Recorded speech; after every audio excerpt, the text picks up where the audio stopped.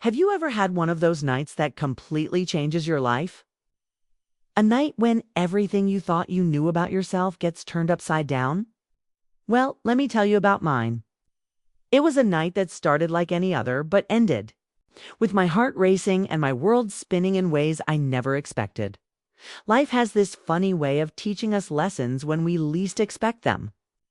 You can plan every detail, organize every moment, but then something happens that catches you completely off guard. Those unexpected moments, they have the power to change absolutely everything. And that particular night was exactly one of those moments for me. Eddie had packed his bags 3 days earlier, kissing me goodbye before heading off to his training program in another country. I was used to him being away. His work demanded travel, and over the years I had learned to find comfort in my own company. But there was something different about this night. Something in the air that made me feel restless, like I was waiting for something to happen without knowing what it was. I had settled into my usual evening routine, trying to shake off this strange feeling. The house felt bigger when Eddie wasn't. They're quieter in a way that sometimes felt peaceful and sometimes felt too empty. I poured myself a generous glass of red wine, my favorite bottle that I saved for nights when I needed something to calm my nerves. The soft music playing from the speaker in the corner filled the silence, and I had lit several candles around the living room, creating a warm golden glow that made everything feel softer. I was wearing my most comfortable nightgown, a thin, flowing piece that made me feel relaxed and free. It wasn't anything fancy, just something that let me breathe and move easily. I wanted to feel comfortable in my own skin, to soak up the quiet moments and find some peace in being alone with my thoughts. These solitary evenings had become my sanctuary, my way of dealing with the loneliness that had been my constant companion ever since Charlie passed away 8 long years ago. Those quiet nights were when I could really think, when I could remember who I was before life became so complicated. They were my escape from the world, my chance to confront the empty spaces in my heart without having to put on a brave face for anyone else. But this night felt different from the start, like something was brewing just beneath the surface. I was just starting to relax, letting the wine warm my chest and the music wash over me, when the doorbell rang. The sound cut through the peaceful atmosphere like a knife, making me jump slightly. I wasn't expecting anyone who could possibly be visiting at this hour. My heart started beating faster as I walked to the door, wondering if something had happened to Eddie or if there was some kind of emergency. When I opened the door, I found Philippe standing there on my doorstep, and for a moment I couldn't move. My eyes locked onto his face, trying to understand why he was here. What had brought him to my door so late in the evening? He stood there looking incredibly handsome, holding Eddie's work files and computer bag in his hands. His dark jacket fit him perfectly, showing off his broad shoulders, and his slightly messy hair gave him that effortless charm that he always seemed to carry without even trying. Felipe had been Eddie's close friend for many years now. They worked together, spent time together, shared stories and laughs that I sometimes overheard from the kitchen. But having him show up at my door like this, completely unexpected, caught me totally off guard. I felt my breath catch in my throat as I stared at him, trying to process what was happening. "Philippe," I said, unable to hide the surprise in my voice. "What are you doing here at this hour? Is everything okay?" He gave me one of his warm, polite smiles that always made him seem so approachable. "Hi, Amy," he said, his voice smooth and familiar. "I hope I'm not bothering you. Eddie and I have been working on this big project together, and I just finished my part of it tonight." I didn't want to hold on to his files and computer any longer, so I thought I'd drop them off. "I know it's late, but I was in the neighborhood and saw your lights were still on." For a moment, I just stood there, processing what he was saying. Part of me wanted to just take the files and say goodnight, but another part of me, a part one, hadn't listened to in years, was curious about having him here. "Oh, right, of course," I said, stepping back from the doorway. "Well, please come in. It's getting cold out there, and I wouldn't want you standing on the porch any longer than necessary." As I closed the door behind him, I suddenly became very aware of how I must look standing there in the soft candlelight, wearing nothing but my thin nightgown. The realization hit me like a wave, and I felt my cheeks grow warm. I tried to brush off the thought, telling myself it didn't matter. But I couldn't help but notice the way Philippe's eyes seemed to linger on me for just a second longer than usual, before he politely looked away. When we walked into the living room together, Philippe took in the whole scene, the flickering candles casting dancing shadows on the walls, the half-empty wine glass sitting on the coffee table, the soft music still playing in the background. He looked around with interest, and I saw a slight smile cross his face. "Looks like I'm interrupting a really cozy evening," he said, and there was a hint of something playful in his voice. "I'm sorry for barging in like this." "Not at all," I replied quickly, maybe a little too quickly. I reached for my wine glass and set it down on the table, trying to seem casual. It was just a quiet night in. You know how it is. Nights like these help me unwind and think. Ever since Charlie passed away, these peaceful evenings have become really important to me. But honestly, I'm glad you came by. We haven't really had the chance to get to know each other properly, have we? Philippe nodded, and his smile seemed to soften as he looked at me. Yeah, we really haven't spent much time together, have we?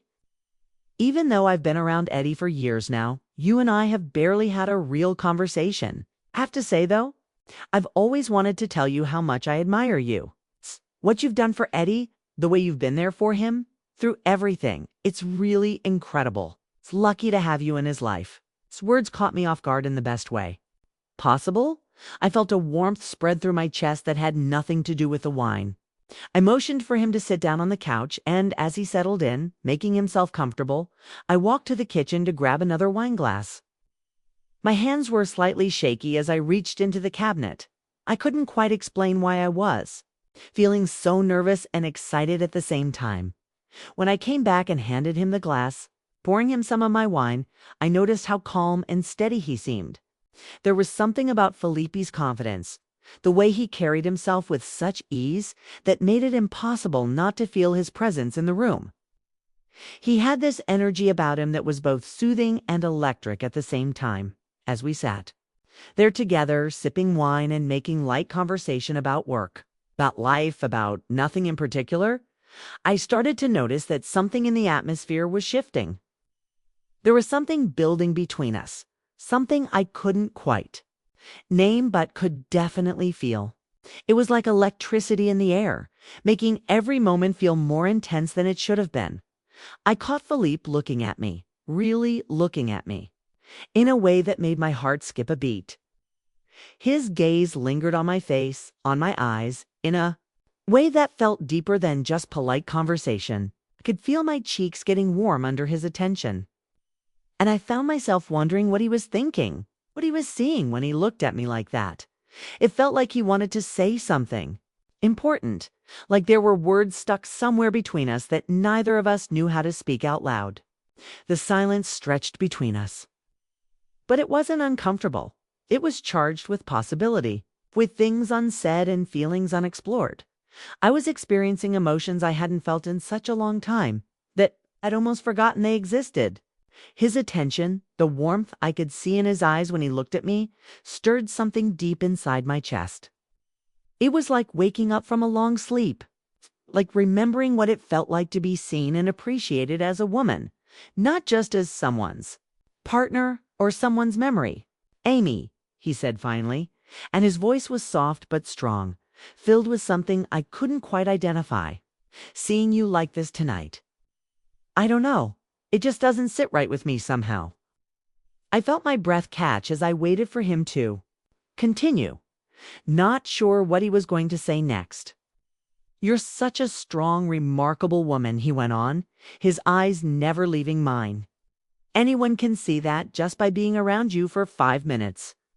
But at the same time, I can feel something else. This loneliness that seems to follow you around. It just doesn't seem fair that someone like you should have to carry that burden." His words hit me like a gentle wave, washing over me and leaving me speechless.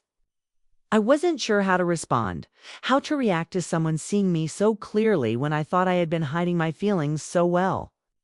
So I just stared at him, my breath caught in my chest, feeling like the room was getting smaller around us. That moment caught me completely off guard in every possible way. I didn't know what to say, didn't know how to respond to such honesty, such directness. But the sincerity I could see in Felipe's eyes held me frozen in place. Like I was caught between wanting to run away and wanting to stay right there forever. All I could manage was a small smile. Though my heart was racing so fast, I was sure he could hear it. "Felipe," I finally said, my voice coming out softer than I intended. "I understand what you're trying to say. I really do. But this loneliness, this distance I keep, it's my choice. Sometimes loneliness feels like the safest option, like a form of protection from getting hurt again." Philippe tilted his head slightly, studying my face with those thoughtful eyes of his. "Maybe loneliness isn't always the best protection," he said quietly, and there was something in his voice that made me believe he understood exactly what I meant. The air between us felt charged with something I couldn't quite put into words. There was a warmth, a magnetic pull in Felipe's gaze that I knew I wasn't imagining. But what should I do with that feeling? Where could it possibly lead? The intensity of the moment both terrified and thrilled me in ways I hadn't experienced in years. This story was definitely far from over, and I could feel that whatever happened next would change everything. That night, long after Felipe had left with promises to return Eddie's things properly, I couldn't shake the memory of the warmth in his eyes. Talking to someone so genuine, so real, had left an impact on me that I couldn't quite explain or understand. But his words about loneliness kept echoing in my mind, making me question things I thought I had figured out years ago. How could someone like him, a strong, successful man who seemed to have everything together, possibly understand what it felt like to be alone? At one point during our conversation, I couldn't resist leaning forward slightly and asking him directly, "Philippe, why are you alone?" The question came out before I could stop myself. "I mean, you're 37 years, old, tall, incredibly charismatic, successful in your career. You're smart, mature, thoughtful. What woman in her right mind could possibly say no to someone like you?" As the words left my mouth, I found myself staring into his eyes, waiting for his reaction and wondering if I had crossed some invisible line by being so forward. Felipe's expression grew serious for a moment, though I could see the faintest smile tugging at the corner of his lips. He tilted his head slightly, pausing as if he was choosing his words very carefully. "Amy," he said, his voice soft and thoughtful as always, "sometimes loneliness feels like a choice we make. But really, it's just about not finding the right person at the right time." He paused, looking down at his wineglass before meeting my eyes again. "Maybe a man like me has been too picky, or maybe I've been looking in all the wrong places. Or maybe," he trailed off, and there was something in his expression that made my heart skip. "Maybe what?" I asked, though part of me was afraid to hear the answer. Maybe the right person has always been close by, but it's been too complicated to see clearly. He finished quietly. His words startled me and shook something loose inside my chest. I understood what he was implying, but I was too scared to admit it to myself, too frightened to acknowledge what I was feeling. I felt the faintest blush creep across my face, but I managed to keep my voice steady. "I don't know, Philippe," I said with a small smile. "I think any woman who really knew you would be crazy to let you go. A man like you definitely shouldn't be alone." Philippe looked deeply into my eyes for what felt like forever. And then he asked suddenly, "And you, Amy, why are you alone?" "Huh?" To ask, "You've been on your own for years now. How easy has it really been to choose that path?" His question caught me completely off guard, hitting me somewhere deep and vulnerable. I'm 60 years old," I said, my voice faltering slightly. "I've come to see loneliness as a kind of safe harbor, you know? After Charlie died, I just couldn't imagine getting that close to someone again. Couldn't imagine opening myself up to that kind of loss. I paused, feeling the weight of my own words. But sometimes I trailed off as my eyes met his again, and I saw that same warmth, that same pull that I couldn't ignore. That's how I ended that incredible night with Philippe, with a million unanswered questions swirling around in my mind and a heart that felt more alive than it had in years. As I lay in bed later, staring at the ceiling, the weight of what had happened between us pressed down on me like a warm blanket. There was guilt. Yes, guilt about Eddie, about what it meant to feel this way about his friend. But there was also an undeniable excitement, a spark of something I thought I had lost forever. These were feelings I hadn't allowed myself to experience in years. Emotions I had buried so deep I forgot they existed. I have to admit, everything completely changed after that conversation with Philippe. Days passed, but my mind kept replaying that night over and over again. His words, his gaze, the way he made me feel seen and understood, they lingered in my thoughts like a song. I couldn't stop humming, no matter how hard I tried to push those feelings down to convince myself it was just a moment of weakness. Every time I had the chance to see him or talk to him, those feelings only grew stronger. And that scared me more than I wanted to admit. Stronger during the days Eddie was busy with his work and I continued talking to Philippe. Sometimes we grabbed coffee outside, other times we sat in his carrant, had long conversations. We spent hours talking on the phone. It felt so natural, so effortless. As if building a connection with him required no effort at all. But with every meeting there was a feeling deep inside me that grew stronger. This wasn't just friendship, it was so much more than that. Every time I heard Felipe's voice, every time I saw a familiar smile on his face, my heart raced. I had to admit that these feelings weren't just innocent friendship anymore. And the hardest part of it all was keeping it a secret from Eddie building Zach, a connection with my son's best friend. Was it wrong? Or was it just life giving me a second chance? Our last meeting was still vivid in my mind. We were sitting side by side in his car sipping coffee and talking. That day we grew closer than ever before. So close he thought Felipe's gaze lingered on my lips. Me breath caught and my heart pounded like crazy. In that moment we were so close that the space between us had almost disappeared, but we both pulled back. The magic of that moment hung in the air for a while before we went our separate ways. After that night I didn't hear from Philippe again. When his message definitely came, it was deeper than I expected. It was just an address and a few words, but the meaning behind them was profound. Amy, meet me at this address.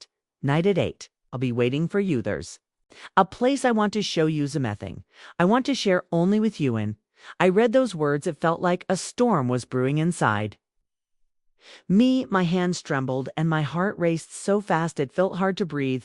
Every word Philippe carried a weight, a sense of certainty. This was a turning point in your lives. The spark I felt inside was both terrifying and exhilarating. I knew exactly what he meant. This wasn't going to be an ordinary meeting. Should I go? I asked myself, but deep down I already knew the answer. Preparing for that fade meeting felt like I was transformed into someone else. I wore a sleek, form-fitting black dress. This dress was bold. It had an off-the-shoulder design and stopped just above my knees, a graceful yet daring look. As I stood in front of the mirror, I realized it had been a long time since I felt so attractive. I let my hair fall in loose waves over my shoulders and applied light makeup. My lips wore a bold red lipstick. I was certain Philippe's eyes wouldn't leave me all night. I'm doing this for him, I whispered to myself, trying to calm the excitement bubble inside me. But deep down, I knew it wasn't just for him. It was for me too. I wanted to feel desirable, passionate, and special again. When I arrived at the address, Philippe was waiting for me in his car. Themament, our eyes met. Something stirred inside me. He was sitting there, his sleeves slightly rolled up, one hand resting casually on the steering wheel. His eyes carried that familiar warmth and determination. He stepped out of that car and walked over, opening the door. Come on, Amy, he said in a low voice, seized in his hand toward me. There's something special I want to share with you tonight. As I held his hand, I realized my fingers were trembling but Philippe's reassuring touch somehow calmed. I got into the car and we drove. Off in silence in the darkness of the night. It was just the two of us. Half an hour later, Philippe stopped the car. "We're here," he said with a faint spark of affectation in his eyes. In front of Meuis, a breathtaking view nestled between mountains was a small house, its lights glowing warmly. The chill of the night air brushed against my face as Philippe gently guided me toward the house. When he opened the door, I was stunned by hat. I saw the house was a masterpiece. Every detail was exquisite. High ceilings, moonlight streaming through large windows, warm wooden accents, and a glowing fireplace. It felt like it had been designed just for me. The walls varied with art in natural tones. A glass coffee table stood elegantly in center, surrounded by sophisticated furniture. A chic dining table set perfectly in the middle of the room. Every element was so graceful, so intentional. "Did you design this?" I asked me, eyes filling with emotion. Philippe's mild lead, "Yes, but it wasn't until now that I've had someone as special as you to show it to," he said. In that moment, I was at a loss for words. Everywhere it looked felt perfectly in tune with my taste. I forgot the inner turmoil I had carried for so long and let myself get swept up in the magic of the moment. Philippe gestured toward the couch in the living room, inviting me to sit. The fireplace was crackling and the atmosphere felt like something out of a fairy tale. He returned with 2 glasses on, a bottle of red wine. As he poured the wine, he leaned slightly toward me. "Amy, I asked you to come here because I can't keep holding back what I feel," he said, his voice deep and resolute. My eyes locked onto his. "Philippe," I whispered, but he stopped me. "No, let me say this house, this place, this night, it's all because he wanted to share it with you. You've captivated me more than anything else." My heart was pounding so hard I could hardly breathe. Felipe's words tore down every wall I had built inside me. "You no, Amy," he continued, taking a sip of wine, "seeing you alone, feeling your solitude, it pulled me closer to you every single day, and now I know I can't keep running from it." In that moment, the tension between us reached its peak. Philippe's eyes revealed everything. There was no hiding anymore. As he leaned closer to my lips, I forgot to breathe. The moment had finally come. Our lips were about to meet when I pulled back slightly. "Philippe, before we do this, we need to be sure," I said, my voice trembling. But Philippe was unwavering. "I'm sure, Amy. I'm absolutely sure now." I didn't know how this night would end. Booty knew one thing for certain. This night was about to become one of the most special moments of my life. When Philippe's lips finally met mine, everything changed. An instant, it was like a firework igniting deep inside me, a passion I hadn't felt in years bursting to life. His kiss was deep and intense, an in-thought moment. I wanted nothing more than to be in his arms. My hands wrapped around his neck as he pulled me closer, his grip on my waist firm and full of desire. It was a moment so powerful, so full of passion, that nothing else mattered. "Amy," he whispered, his lips trailing down my neck, "you're so beautiful. How did I not realize how incredibly captivating you are?" His voice was deep, filled with passion and tenderness. His words only intensified emotions already overwhelming me. I leaned into his ear, my breath shaky, my heart racing. "Philippe, you're so handsome. Thank you for making me feel this way." My words trembled with raw honesty. I had completely surrendered to the excitement and fire of the moment. Wine glass tipped over and Thekramson liquid spilled across the table, but we didn't care in that moment. The world had stopped. It was just us. Thrin was nothing compared to the passion flowing between us. Felipe's hands slid me dress off my shoulders. I felt thick heat of his touch against my skin. Mid-dress fell slowly to the floor, leaving them completely vulnerable in front of him. He reached for his shirt, my fingers trembling as I unbuttoned it one by O'Nea's. I slid it off and tossed it to Thefler. I couldn't help but marvel at his broad shoulders and toned chest. "You're incredible," I whispered, my eyes locked on. His smile warm and captivating to inspire me by the time we found ourselves in the bedroom. Nothing could stop us when my bare body lay back in the bed. Philippe leaned over me. He watched me carefully, his eyes filled with a mix of passion and admiration. His fingers brushed gently along my cheek end. Then his lips found mine again. His kisses were intense with passion, but also unbelievably tender as Philippe.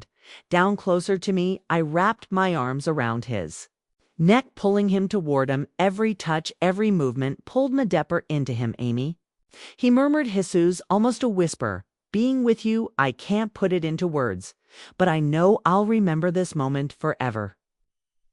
Everything happened so quickly in that moment.